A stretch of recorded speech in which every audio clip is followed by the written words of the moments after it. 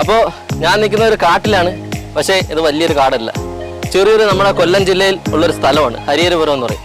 ആ സ്ഥലത്താണ് ഈ കാടും വെള്ളച്ചാട്ടവും സ്ഥിതി ചെയ്യുന്നത്. അപ്പോൾ ഞാൻ വെള്ളച്ചാട്ടം അപ്പുറത്താണ്, അവിടെ വെള്ളത്തിൻ്റെ ശബ്ദം കാരണമാണ് ഇവിടെ വന്ന് സംസാരിക്കുന്നത്. അപ്പം ഫുൾ അടിപൊളി കാടാണ് കേട്ടോ. ഞാൻ ഇവിടെ നിന്ന് ആദ്യമായിട്ടാണ് ഇപ്പോൾ ഇവിടെ വരുന്നത്. ഫുള്ള് കാടാണ്, നല്ല രസമുണ്ട് കാട്. ആൽമരമൊക്കെ കണ്ട പട്ടൊക്കെ കിട്ടിയിട്ടത് ഒരു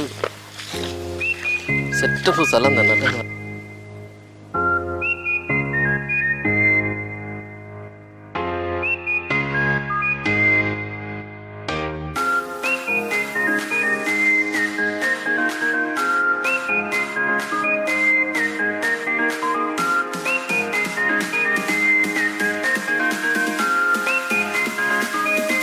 കണ്ട ഇവിടെ നിന്ന് നോക്കുമ്പോൾ ഒരു അടിപൊളി ഫീലാണ്.